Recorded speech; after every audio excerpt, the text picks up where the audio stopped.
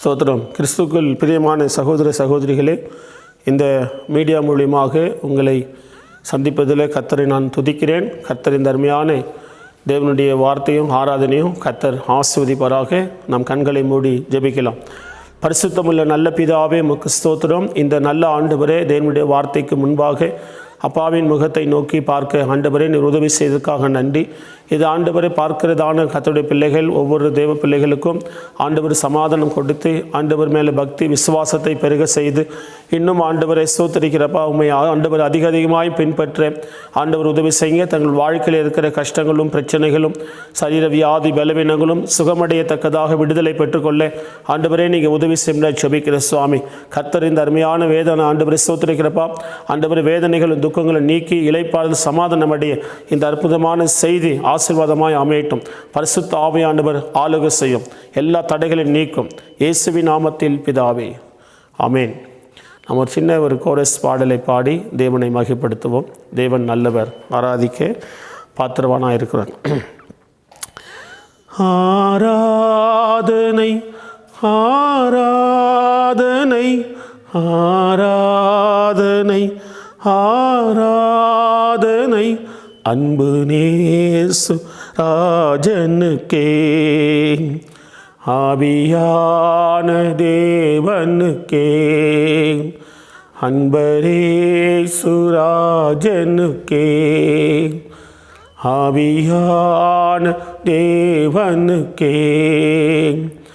அதிகாலையில் திருமுகம் தேடி அர்ப்பணித்தேன் என்னையே, ஆராதனை துதி சோத்திரங்கள் அப்பனே உமக்கு தந்தேன். அன்பு நேசரே திருமுகம் தேடி அர்ப்பணித்தேன் என்னையே, ஆராதனை துதி சோத்திரங்கள் அப்பனே உமக்கு தந்தேன்.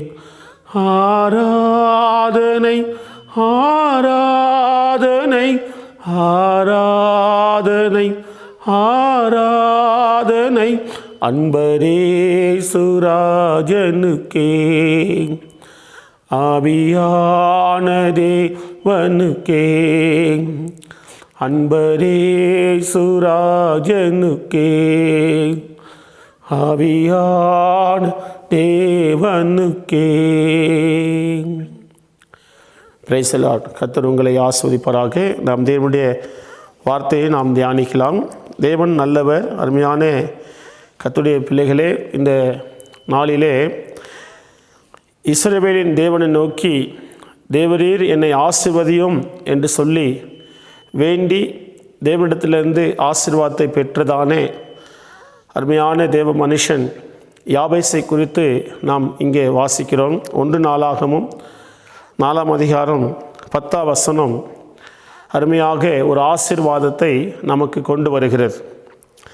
யாபேசை குறித்து நாம் வேறு எங்குமே வாசிக்க முடியாது. அவர் திடீரென்று இந்த அதிகாரத்துக்குள்ளே அவர் தோன்றி வருகிறார். ஆனால் அவர் வருகை திடீரென்று இருந்தாலும் அது ஒரு ஆசீர்வாதமாக இருக்கிறது. அவர் வரும்பொழுதே தேவனை தான் அவர் சந்திக்கிறார். தேவனை தான் அவர் இஸ்ரவேலின் தேவனை நோக்கி அவர் ஜெபிக்க ஆரம்பிக்கிறார். ஒரு ஜெபிக்கிற ஒரு அனுபவத்தை யாபேஸ் மூலிமா நாம் கற்றுக்கொள்கிறோம். அவர் ஜெபத்தில் தான் அறிமுகமாகிறார். அவரை பற்றி என்ன வாசிக்கிறோம் சொன்னால், அவருடைய தாய் மிகவும் துக்கத்தினால் யாபேசை பெற்றெடுத்தாள் என்று வாசிக்கிறோம். சகோதரர்களுக்குள்ள அவன் கனப்பெற்றவனாய் இருந்தான்.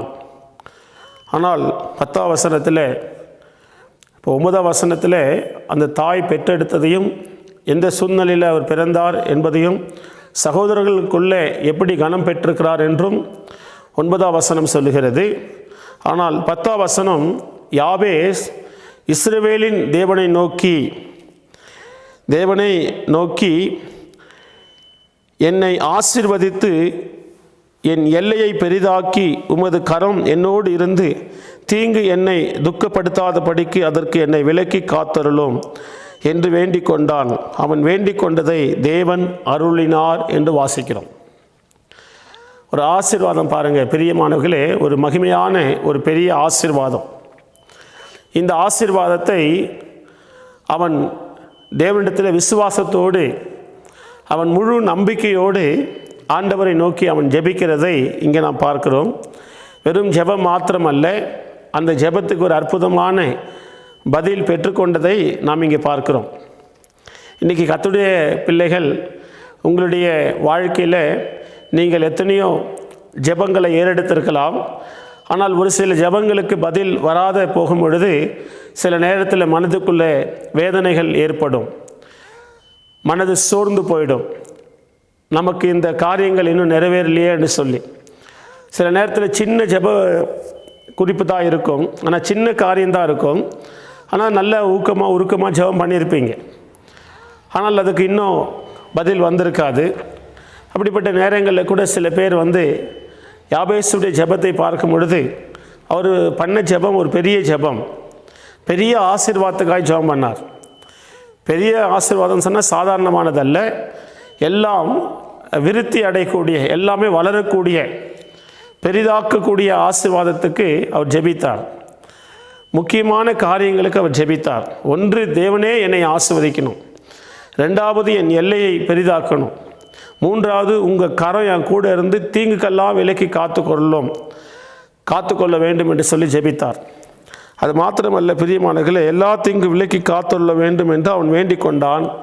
ஆண்டவர் அவன் வேண்டிக் கொண்டதை அப்படியே நிறைவேற்றி தந்தார் என்று சொல்லி இங்கே வாசிக்கிறோம். அப்போது பாருங்கள், அவன் கேட்ட காரியம் ஒரு பெரிய காரியம், ஆனால் தேவன் அவன் கொடுத்து விட்டார் என்று வாசிக்கிறோம். அது எந்த ஒரு ஆசீர்வாதம் பாருங்கள். அவன் எந்த அளவுக்கு ஜெபித்திருப்பான், எவ்வளவு உருக்கமாக விசுவாசமாக இருந்திருப்பார் என்று நமக்கு தெரியாது. ஆனால் அவர் ஆசீர்வாதத்தை பெற்றுக்கொண்டார். ஆசீர்வாதம் ஒரு பெரிய மகிமையான ஒரு காரியம்.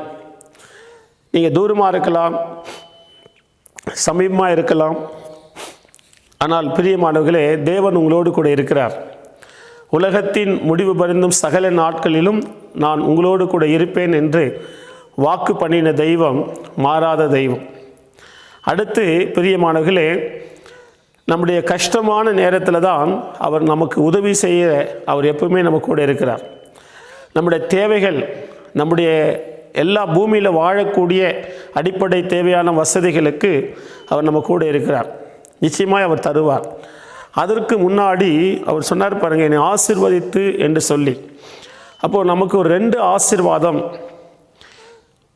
3 யோவான் 2ஆம் வசனத்தில் வாசிக்கும் பொழுது, பிரியமானவனே, உன் ஆத்துமா வாழ்வது போல் நீ எல்லாவற்றிலும் வாழ்ந்து சுகமாக இருக்க வேண்டுகிறேன் என்று அங்கே ஒரு பக்தன் ஜெபிக்கிறதை வாசிக்கும். வாழ்த்துகிறதையும் கேட்டுக்கொள்கிறதையும் பார்க்கிறோம். அப்போது உன் ஆத்துமா வாழ்வது போல் நீ எல்லாவற்றிலும் வாழ்ந்து நீ சுகமாக இருக்க நான் வேண்டுகிறேன். அப்போது 3 ஆசீர்வாதங்கள் அங்கே பார்க்குறோம். ஒன்று, ஆத்துமா ஆசீர்வதிக்கப்படணும், ஆவிக்குரிய ஜீவியம். ஆத்துமான்னு சொன்னால் இருதயம், சிந்தனைகள், நம்முடைய எண்ணங்கள் இல்லைங்களா?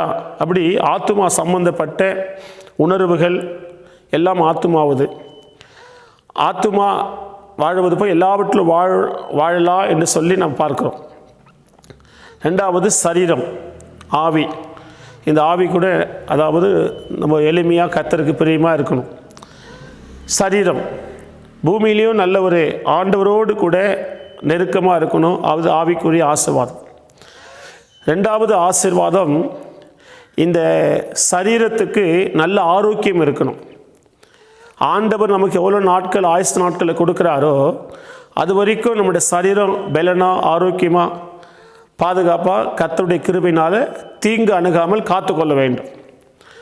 3வது, இந்த பூமியின் நன்மைகள், இந்த பூமியில் நமக்கு ஒரு குறையே இருக்கக்கூடாது. நிறைவானது நமக்கு தேவை. நிறைவான ஆசீர்வாதங்களை நாம் பெற வேண்டும். பொருளாதாரம், நம்ம வேண்டிய நமக்கு வாழ்க்கைக்கு தேவையான ஆசீர்வாதங்கள் நமக்கு தேவை. நம்ம யார்கிட்டையும் கையேந்தி நிற்கக்கூடாது. எந்த ஒரு காரியம் நம்ம செய்தாலும் அது தேவனால் நம்ம செய்ய வேண்டும். தேவனுடைய உதவியோடு நாம் செய்தால் நமக்கு வேதனைகள் இருக்காது, துக்கம் இருக்காது. இல்லாவிட்டால் நம்ம கடன் வாங்கி வாங்கி வாங்கி செய்வது நமக்கு ஒரு பெரிய ஒரு கடன் தொகையை நாம் சேர்த்து கொள்வோம். அது கொடுக்கக்கூடிய திராணி இருந்தால் பரவாயில்லை, கொடுக்க திராணி இல்லாத நம்ம பெரிய கடன்களை வாங்கிவிட்டால் அப்புறமா நம்ம தேவனை நாம் குறை சொல்லக்கூடாது. தேவன் எனக்கு இப்படி செய்துட்டாருன்னு சொல்லக்கூடாது. அதனால தான் பிரியமானவர்களே, நம்முடைய சக்திக்கு தகுந்த மாதிரி நம்ம கடன் வாங்கணும். கடன் வாங்கக்கூடாது என்பது தேவனுடைய வசனம், சித்தம். ஆனால் சூழ்நிலைகளுக்கு ஒருவேளை நம்ம தேவை, அவசியமாக தேவைன்னு சொன்னால் சூழ்நிலைகளுக்காக நம்ம சக்தி எவ்வளோ இருக்குது, எவ்வளோ நம்ம செயல்பட முடியும், கொடுக்க முடியுமா, அதை பார்த்து தான் நம்ம கடன் பெற வேண்டும். அப்போ இதெல்லாம் ஒரு ஆசீர்வாதம். அப்போ முதலாவது ஆவிக்குரிய ஜீவியம், தேவனுடைய நீதி, ராஜ்யத்தின் நீதியை தேடுகிற ஒரு ஆசீர்வாதம், அதுதான் ஆத்துமாவுடைய ஆசீர்வாதம். இரண்டாவது தன் சரீரத்தை ஆரோக்கியமாக வைத்து கொள்வது. ஆண்டவர் ஆசீர்வாதமாக வைக்கணும், சரீரத்தை சுகத்தோடு வைக்கணும், பலத்தோடு வைக்கணும். அதுக்கு ஆண்டவர் உதவி செய்ய வேண்டும். எல்லாருடைய சரீரத்துக்கும் நல்ல சுகம், பலன், ஆரோக்கியம் இருக்கணும். நிறைய பேர் ரொம்ப கஷ்டப்படுறாங்க. சரீரத்தில் எத்தனையோ வியாதிகள் கஷ்டப்படுறதை நான் பார்க்கிறேன். ஆண்டவர் அவங்களுக்கு உதவி செய்வார், நிச்சயமாக சுகத்தை கொடுப்பார். நீங்களும் இந்த செய்தியை கேட்கும் பொழுது உங்களுடைய சரீரத்தில் என்ன நோய் இருக்கிறது, எப்பேற்பட்ட பலவீனம் இருக்கிறது எனக்கு தெரியாது. ஆனாலும் என் ஆண்டவராக இயேசு கிறிஸ்து எல்லா நோய்களையும் வியாதிகளையும் சிலுவையில் அவர் சுமந்திருக்கிறார். அவருடைய பரிசுத்தமான இரத்தத்தை அவர் சிந்திருக்கிறபடினால் அவருடைய தழும்புகளால் நீங்கள் சுகமாவீர்கள், சுகமானீர்கள் என்று சொல்லப்பட்டு வாசிக்கிறோம். ஆகையால் பிரியமானவர்களே, அங்கே 3 ஆசீர்வாதத்தை பார்க்குறோம். ஒன்று தேவனோடு இருக்கிற ஆசீர்வாதம், ரெண்டாவது சரீரத்தின் சுகம், மூன்றாவது இந்த பூமியில் வேலையோ வருமானங்களோ பண தேவைகள், நல்ல ஒரு வீடு, தேவையான எல்லா அடிப்படைகளும் நமக்கு தேவை. அது ஒரு பூமிக்குரிய ஆசீர்வாதம். அங்கே 3 விதமான ஆசீர்வாதம். இங்கே யாபேசும் அப்படி தான் ஜெபிக்கிறார். ஒன்று, தேவரீர் என்னை ஆசீர்வதித்து, ரெண்டாவது என் எல்லையை பெரிதாக்கி, மூன்றாவது உமது கரம் என்னோடு கூட இருக்கணும், நாலாவது தீங்கு என்னை துக்கப்படுத்தக்கூடாது. 4 ஆசீர்வாதத்தை ஜெபிக்கிறார். 4 காரியம். ஒன்று, என்னை ஆசீர்வதிக்கணும். அது ஆவிக்குரிய ஆசீர்வாதமும் வேணும், பூமிக்குரிய ஆசீர்வாதமும் வேணும், சரீரத்துக்குண்டான ஆசீர்வாதமும் வேணும். அப்படி அவர் ஆசீர்வதிக்க ஆண்டவர் நோக்கி பொதுவாக என்ன ஆசீர்வதின்னு சொல்கிறார். அப்போ ஆண்டவருக்கு தெரியும் எப்படி ஆசீர்வதிக்கணும்னு தெரியும் இல்லைங்களா? அப்போ அந்த ஆசீர்வாதத்தை பெற்றுக்கொள்கிறார்.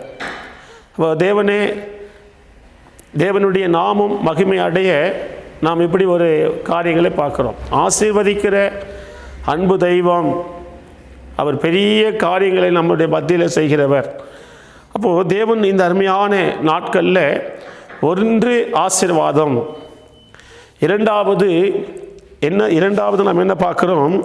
பிரியமானவர்களே, நீர் என் எல்லையை பெரிதாக்க வேண்டும்.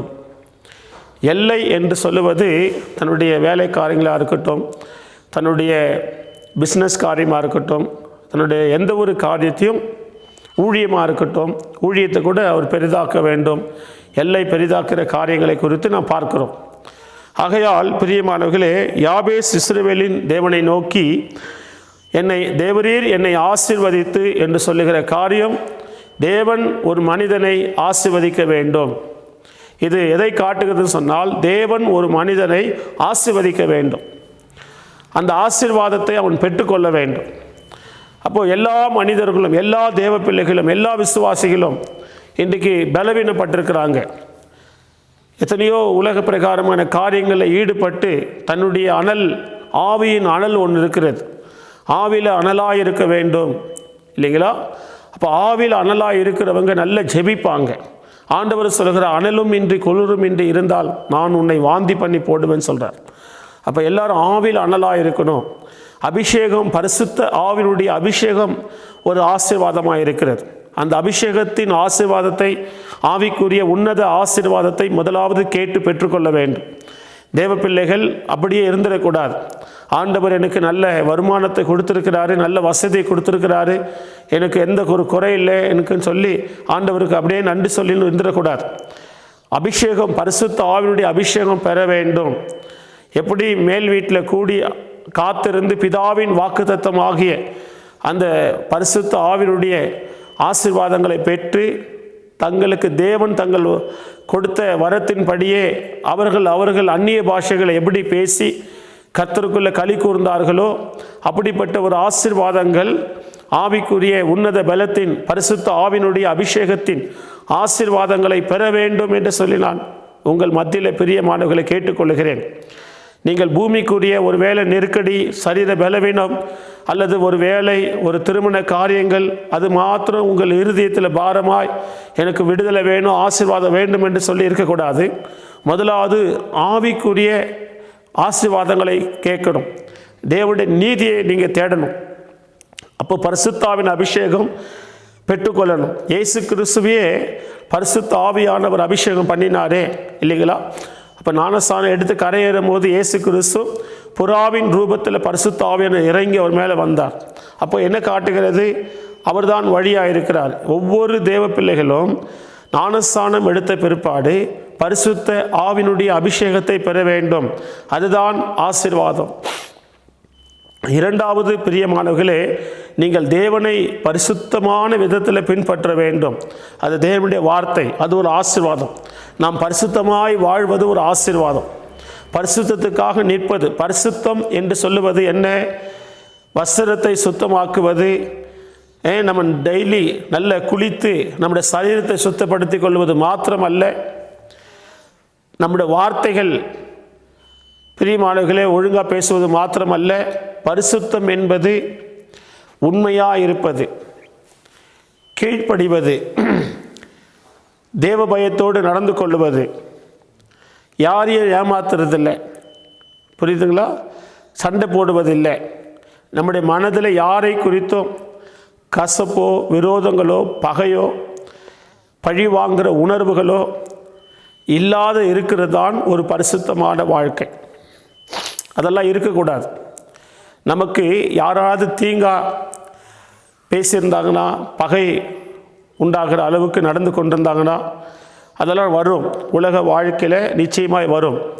மனிதர்களோடு நம்ம சேர்ந்து வாழும்போது சொந்தமான ஜனங்கள், குடும்பத்தார், கணவன் மனைவி, பிள்ளைகள், பெற்றோர்கள், அண்ணன் தம்பி, அக்கா தங்கச்சிகள், இப்படி உறவுகள் என்று இருக்கும் பொழுது நிச்சயமாக நமக்கு ஏதாவது ஒரு சூழ்நிலைகளில் சோதனைகள் ஏற்படும். அதில் சில பேர் பொறுமையாக இருந்துருவாங்க. சில பேர் சில காரியங்களை கேட்க வேண்டிய சூழ்நிலைகளில் சில பிரச்சனைகளை சிக்கிக்கொள்ளுவாங்க. அப்படிப்பட்ட நேரங்களில் சில பகைகள் வந்துடும். உங்களுக்கே தெரியும், கோவப்படுற உங்களுக்கே தெரியும். அனுதினமும் கோவப்படுவீங்க, அனுதினமும் புலம்பிக்கொண்டே இருப்பீங்க. யார் என்ன சொன்னாலும் எகுத்து பேசுவீங்க. உங்களுக்கே தெரியும், யார் இப்படி பண்ணக்கூடாது, நீ ஆண்டோடைய பிள்ளை, இப்படி கோவப்படக்கூடாது, இப்படியெல்லாம் எரிச்சல் அடையக்கூடாது, ஊழியக்காரர் தப்பாக பேசக்கூடாது, சபையை தப்பாக பேசக்கூடாது, தேவ பிள்ளைங்களை தப்பாக பேசக்கூடாது, யார் மேலேயும் நம்ம குறை சொல்லக்கூடாதுன்றது மற்றவங்க சொன்னாலும் அவங்க சொல்கிறதுக்கு முன்னாடியே நீங்களே 100 பேருக்கு புத்தி சொல்கிற அளவுக்கு உங்களுக்கு அந்த ஞானம், அந்த பக்குவம் எல்லாம் இருக்கிறது. ஆனாலும் சிலதை ஜெயிக்க முடியாத, சிலதை ஜெயிக்க மாட்டாங்க, ஜெயிக்க முடியாது. ஏன் தெரியுமா? அர்ப்பணிக்கணும். தேவனுக்கு தன்னை ஆவி ஆத்மா சரீரத்தை ஒப்பு கொடுக்கணும். பரிசுத்தம் இல்லை என்று சொன்னால் இது நாம் ஜெயிக்க முடியாது இல்லைங்களா? பணம் ஆசை, பொருள் ஆசை, போராமைகள், என்ன நான் தான் நல்லா இருக்கணும், மற்றவங்க யாருமே நல்லா இருக்கக்கூடாது, என்னை விட யாரும் வளர்ந்துடக்கூடாது, யாரும் ஆசீர்வாதத்தில் பெருகக்கூடாது என்ற எண்ணமெல்லாம் பரிசுத்தமானது கிடையாது. அதெல்லாம் மாம்சத்துக்குரியது, உலகத்துக்குரியது. ஆகையால் எப்படிப்பட்ட எண்ணங்களெல்லாம் நீக்கி போட்டுடுங்க. இதெல்லாம் தூக்கி எறிஞ்சிட்டு ஆண்டவருடைய சுகத்தோடு, இப்படி பகையும் விரோதமும் நமக்குள்ளே இருந்தால் சரீரம் கூட ஆரோக்கியமாக இருக்காது. சரீரத்தில் கூட நமக்கு பலவீனங்கள் காணப்படும்.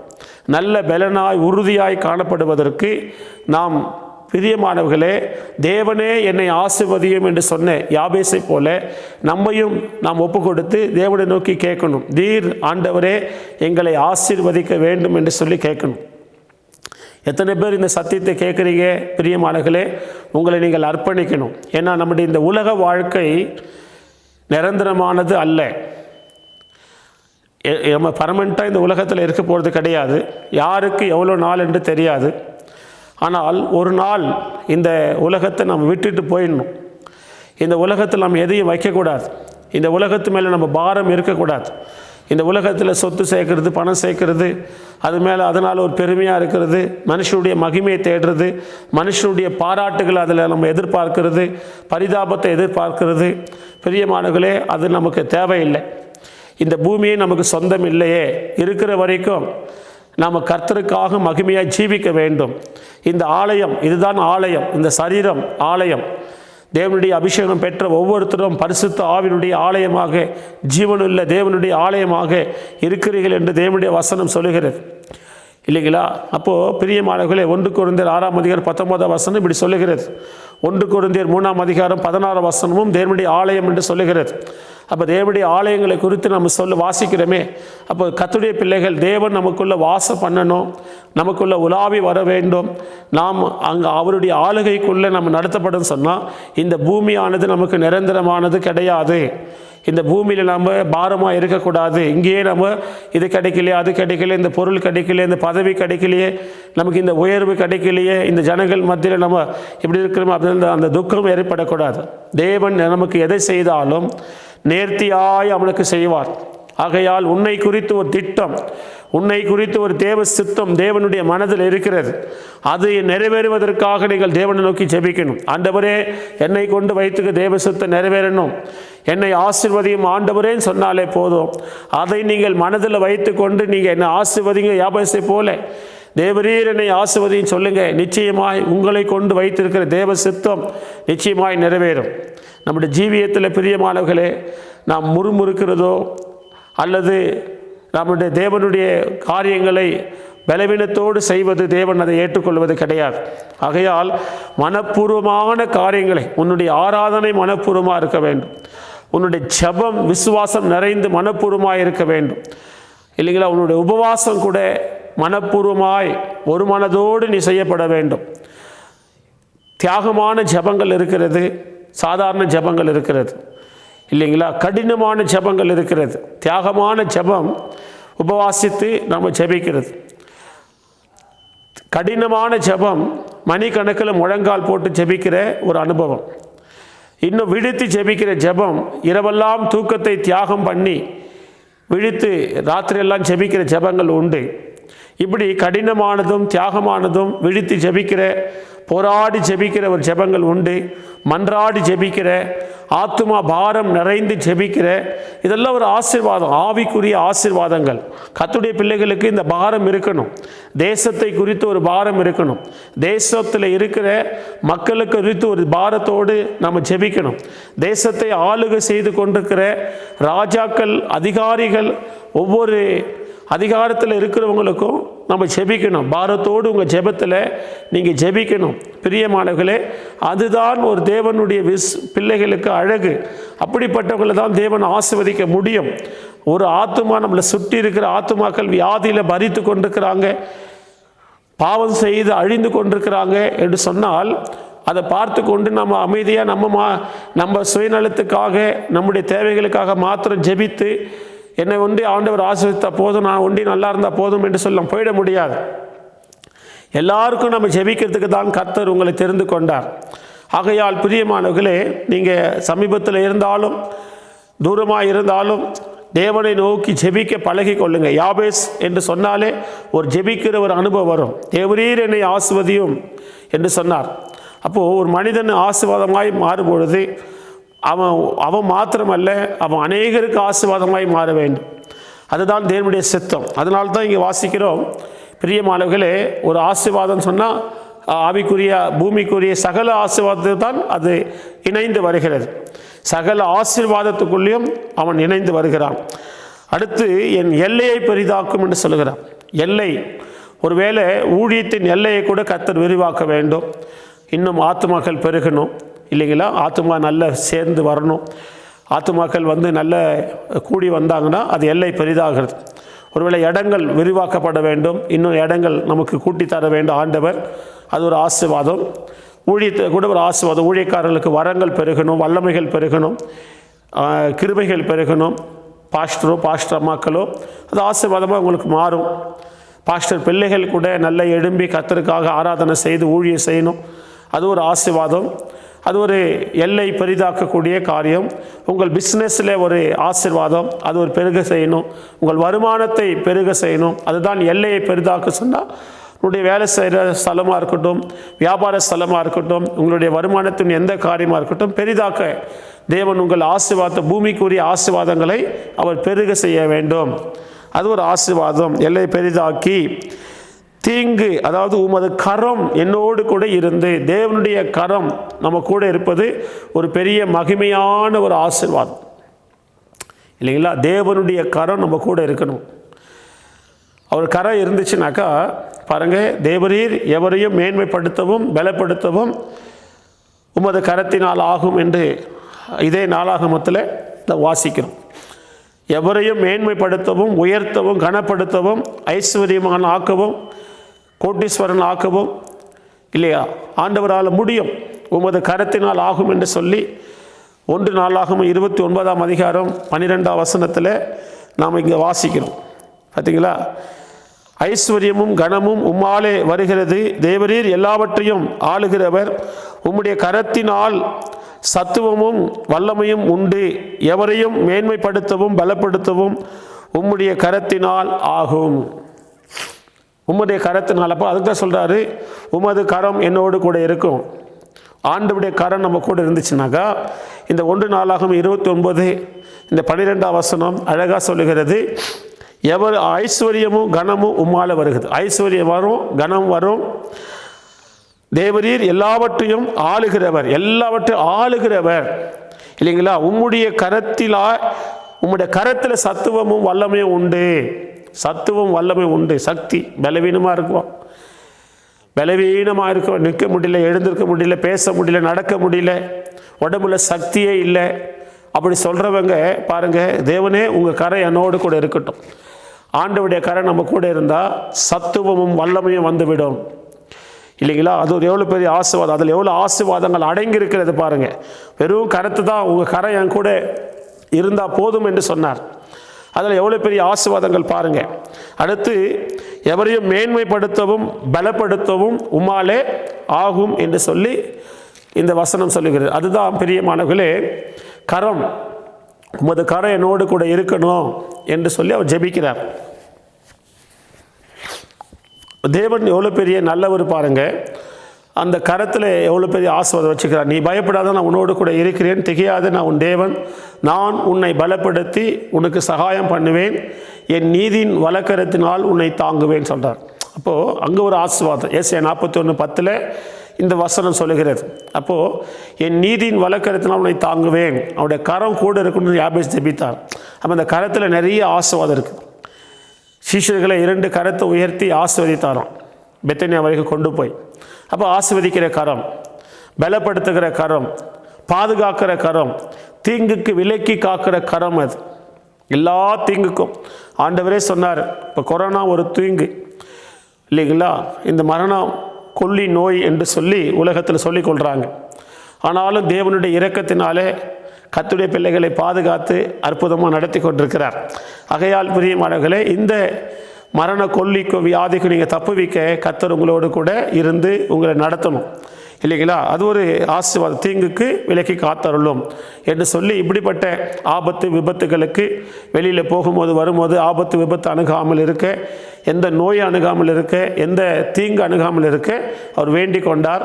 முதலாவது தேவ என்னை ஆசீர்வதிக்கணும், 2வது என் வியாபாரமோ தொழிலோ எல்லைகளோ எல்லாம் பெரிதாக்க வேண்டும் என்று சொல்லி ஜெபித்தார். ஊழியத்தின் எல்லை கூட ஆசீர்வதிக்கப்பட வேண்டும் இல்லைங்களா? வரங்கள் அபிஷேகங்கள் பெருக வேண்டும், எல்லை பெரிதாக்கப்பட வேண்டும்.